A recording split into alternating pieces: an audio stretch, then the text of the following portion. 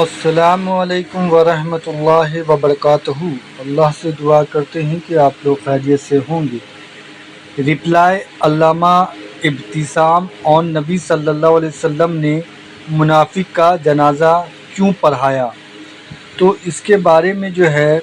Engineer محمد علی مرزا نے بہت اچھے طریقے سے بخاری شریف اور قرآن کے حوالے سے کافی چیزیں جو ہے انہوں نے ان کو رپلائی دیا ہے، اور ایک سمجھدار آدمی کے لیے ہم سمجھتے ہیں کہ یہ کافی ہوگا اگر ہم قرآن اور حدیث سے کسی کو سمجھائیں تو ان کو سمجھ میں آ جائے، اور سنی سنائی باتوں پر عمل نہ کر کے ہم قرآن اور حدیث کے حوالے سے جو بھی باتیں ہوتی ہیں اس کو سنیں بھی، سمجھے بھی، اور خود بھی پڑھیں اور جانیں کہ یہ معاملہ کیا ہے۔ تو اللہ سے یہی دعا کرتے ہیں کہ اللہ ہم سب کو حق بات بولنے، حق بات سننے اور حق بات دوسروں تک پہنچانے کی توفیق عطا فرمائے،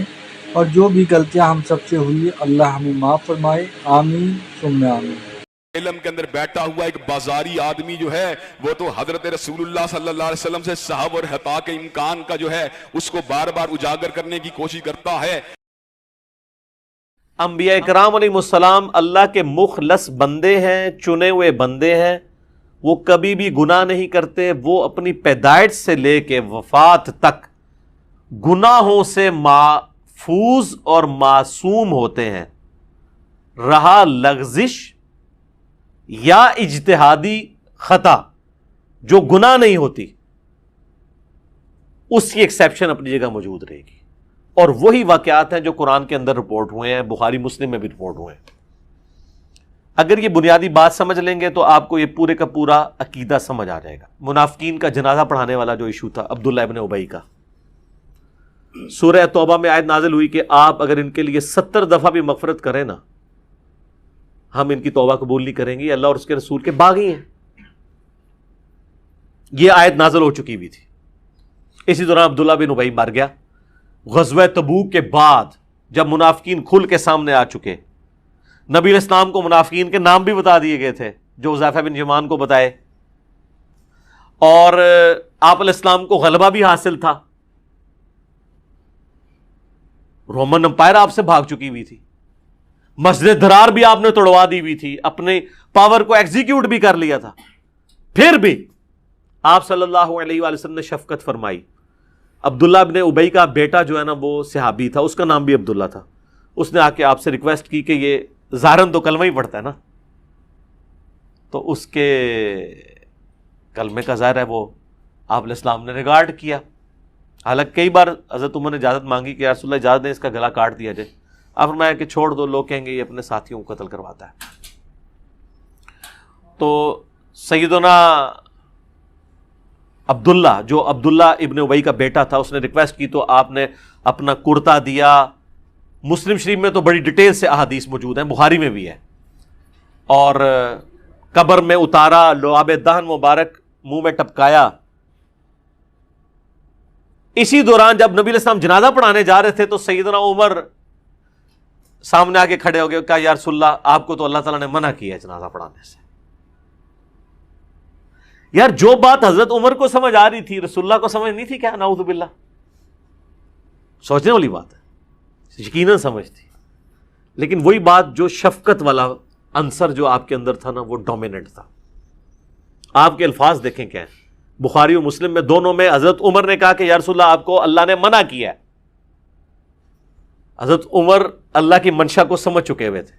نبی علیہ السلام بھی سمجھتے تھے، لیکن آپ علیہ السلام نے وہی پھر اجتہاد کیا اپنی شفقت والا، اور یہ ظاہر ہے یہ زیادہ انٹیلیجنٹ کام ہوتا ہے کہ آپ کوئی ایک پہلو ڈھونڈ لیں، پازیٹو اینگل۔ آپ فرمایا کہ عمر اللہ تعالیٰ نے مجھے اختیار دیا ہے، اے نبی چاہے آپ ان کے لیے مغفرت کی دعا کریں یا نہ کریں، آپ 70 دفعہ بھی کریں گے میں قبول نہیں کروں گا۔ حالانکہ اس جملے کی جو سختی ہے وہ بتا رہی ہے کہ اللہ تعالیٰ منافقین سے کس طرح اعلان برات کیے ہوئے ہیں۔ اس اعتبار سے سیدنا عمر جو رزلٹ نکال رہے تھے وہ بالکل ٹھیک نکال رہے تھے، کہ جب، اور پھر سورہ توبہ کی وہ آیات تو اس سے پہلے نازل ہو چکی تھی، حالانکہ وہ قرآن کی ترتیب میں بعد میں آتی ہیں، وہ 113 نمبر، کہ کسی مومن، کسی نبی اور مومن کے لیے شایع نہیں ہے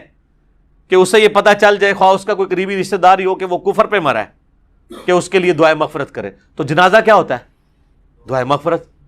وہ آیت اس سے پہلے نازل ہو چکی تھی، تو حضرت عمر بالکل صحیح رزلٹ پہ پہنچے تھے کہ بھئی ایک نبی کے شان نہیں ہے کہ وہ ایک منافق کے لیے دعا کرے، جبکہ اس کی منافقت کھل بھی چکی ہے۔ نبی علیہ السلام نے پلی لی دوسری والی آیت سے، جس طرح وہاں پہ بھی آپ علیہ السلام نے پلی لے لی تھی سورہ محمد کی آیت سے، یہاں پہ آپ علیہ السلام نے سورہ توبہ کی دوسری آیت سے لی کہ اے نبی تم مغفرت کی دعا کرو یا نہ کرو، 70 دفعہ بھی کرو تو ہم نہیں معاف کریں گے۔ دونوں طرف آپشن موجود تھا۔ حالانکہ اس آیت کو دیکھا جاتا جس میں کہا گیا کسی مومن کے اور نبی کے شان نہیں یہ کرے، تو یقیناً حضرت عمر نے جو رزلٹ نکالا تھا نا کہ آپ کو اللہ نے منع کیا، وہ بالکل صحیح کہا تھا، وہ اس آیت کے تحت سمجھ رہے تھے کہ منع ہے۔ تو آپ نے اسلام فرمایا کہ اگر مجھے پتا چل جائے نا کہ 70 سے زیادہ دفعہ کرنے سے مغفرت ہو جائے گی تو میں وہ بھی کروں۔ حالانکہ آپ علیہ السلام کو یہ بھی پتا تھا کہ 70 کا عدد محاورتاً بولا جا رہا ہے، یہ نہیں ہے کہ 71 دفعہ کرنے سے ہو جائے گی، یہ ساری باتیں آپ کو پتا تھی۔ لیکن حریص علیکم بالمؤمنین رؤوف الرحیم، اور اس سے بھی بڑھ کے وما ارسلناک الا رحمۃ للعالمین، یہ آپ علیہ السلام کے اندر جو شفقت کا پہلو تھا نا وہ ڈومیننٹ تھا۔ تو آپ نے پلی لے لی اس کی کہ اللہ نے اختیار دیا ہے کرو یا نہ کرو، تو ٹھیک ہے میں کر لیتا ہوں۔ اور حضرت عمر نے کہا کہ یہ نبی اور اہل ایمان کی شان پلس اللہ تعالیٰ کا غصہ جتنا منافقین پہ ہے، سورہ توبہ بغیر بسم اللہ کے نازل ہوئی ہوئی ہے جی، مستدرک الحاکم میں موجود ہے صحیح سند سے کہ مولا علی سے کسی نے پوچھا یہ بسم اللہ کیوں نہیں ہے سورہ توبہ سے پہلے، تو انہوں نے کہا سورہ توبہ تو ننگی تلوار کے ساتھ نازل ہوئی ہے، اس کے پہلے بسم اللہ کیسے ہو؟ وہ تو اللہ کی صفت رحمان اور رحیم ہے، تو وہ اس لیے بسم اللہ کے بغیر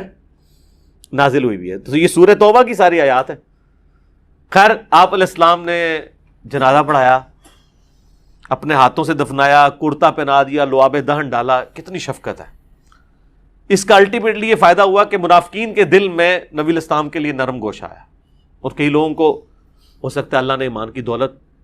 سے نواز دیا ہو، یا جو ڈاواں ڈول تھے وہ اپنے ایمان میں مضبوط ہو گئے حضور کی شفقت کی وجہ سے صلی اللہ علیہ وآلہ وسلم۔ خیر جب جنازہ پڑھا کے فارغ ہوئے دفنا کے، تو پھر قرآن کی آیات نازل ہو گئی سورہ توبہ کی کہ آئندہ کے بعد نہ تو آپ نے کسی منافق کا جنازہ پڑھنا ہے، نہ اس کی قبر پہ کھڑا ہونا ہے، بالکل کرٹیکلی صرف جنازہ نہیں قبر تک بھی نہیں جانا۔ تو وہ یعنی وہ نازل ہوئی جس سے اللہ تعالیٰ نے اپنے جلال کا مزید اظہار فرمایا کہ یہ جو کچھ ہونا تھا وہ ہو گیا۔ اب اس میں ایک لطیف نکتہ ہے، مجھے بتائیں جب حضرت عمر روک رہے تھے نبی علیہ السلام کو، اس ٹائم وہی بھی تو آ سکتی تھی،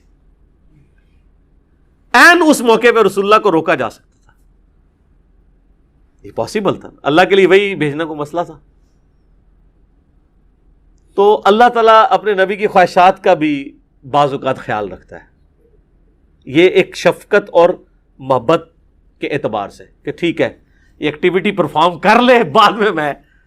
ورنہ حضرت عمر جو پہلے کہہ رہے تھے نا کہ آپ کو اللہ نے روکا ہے، تو نبی علیہ السلام ڈائریکٹ کہہ سکتے تھے کہ تم نے کس آیت سے غلط رزلٹ نکالے، مجھے کوئی نہیں روکا۔ نبی علیہ السلام نے اس کو ویل لیفٹ کیا، فرمایا نہیں مجھے تو اللہ نے اختیار دیا ہے، کرو یا نہ کرو۔ آگے حضرت عمر نے بھی بحث نہیں کی، ان کے بھی ایمان کا تقاضا تھا کہ وہ بحث نہ کرتے، ورنہ اگر وہ اس طرح یاد لے کے بیٹھ جاتے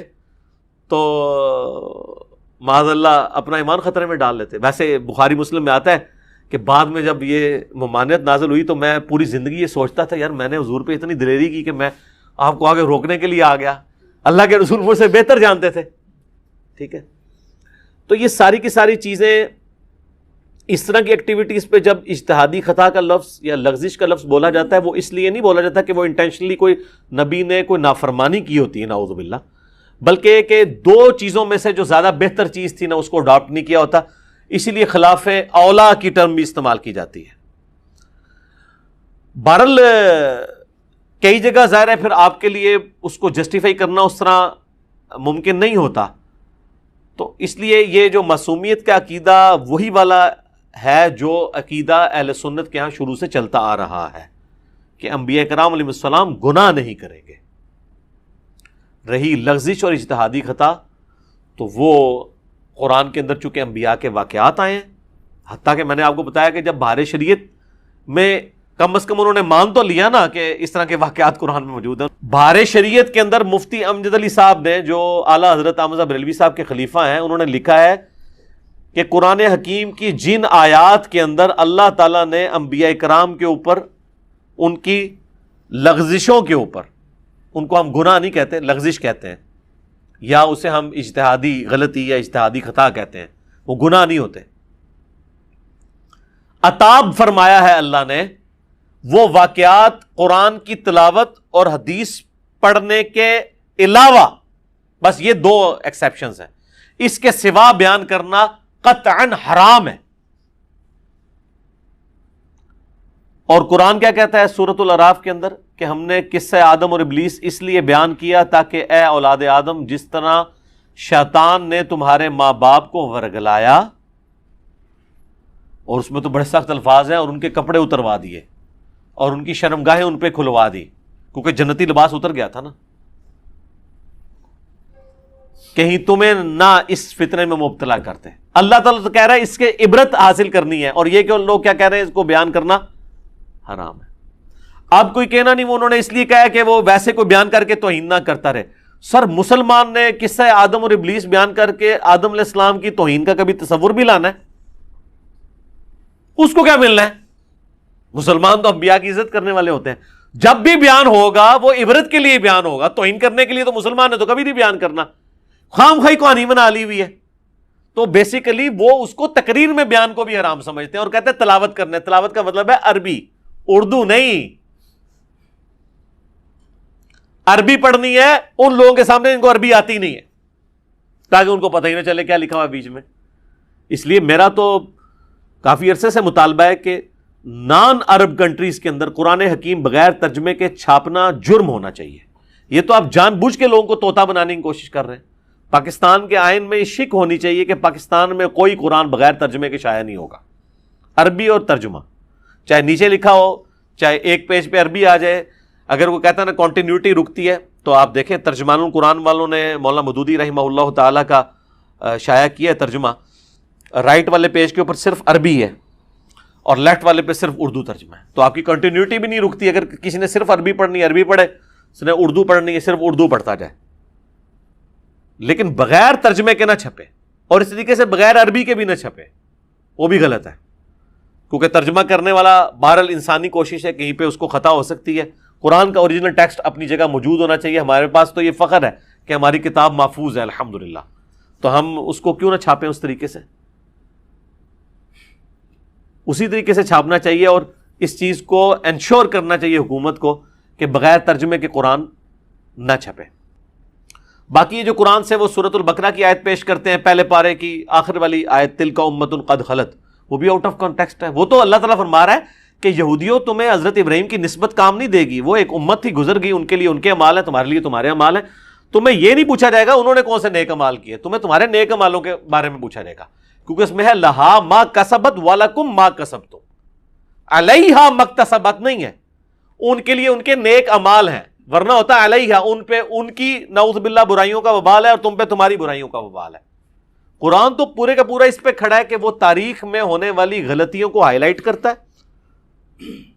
چاہے وہ انبیاء کے قریبی ماننے والوں کی ہوں چاہے کسی اور کی، تاکہ باقیوں کے لیے عبرت کا سبق اس سے سیکھا جائے۔ تو اسی لیے دیکھیں جو لوگ قرآن پڑھتے ہیں نا، وہ پھر کہنے پہ مجبور ہو جاتے ہیں کیا کہ مرنے سے پہلے اے مسلمان کر لے اس پہ غور، کتابوں کا خدا اور ہے بابوں کا خدا اور۔ وہ کہتے ہیں یار یہ تو دین ہی اور ہے، اس میں تو باتیں ہی کچھ ہو رہی ہیں۔ ہم جس طرح یہ کہہ رہے ہیں کہ جی میں نے قرآن ترجمے سے پڑھا ہے، تو مجھے تو قرآن پڑھنے کے بعد کوئی اور رزلٹ نظر آ رہا ہے، تو ظاہر ہے جو ہے وہی نظر آ رہا ہے نا۔ اب اس کی بجائے گستاخی کا فتویٰ لگا دینا بجائے سمجھانے کے، یہ غلط اپروچ ہے۔ ہم نے کوشش کی ہے کہ اوورآل ایک ڈاکٹرن کلیئر کی جائے، باقی جس کو شوق ہے نا اس پورے ٹاپک کو سمجھنے کا، تو اس کے لیے مسئلہ نمبر 88A اور 88B، عصمت انبیاء کے عقیدے پہ شبہات کا تحقیقی جائزہ۔ 8 سے 6 سال پہلے میں نے بڑے مہذب انداز میں آہستہ آہستہ ایک ایک آیت پڑھ کے سمجھا کے اس کو ریکارڈ کروایا.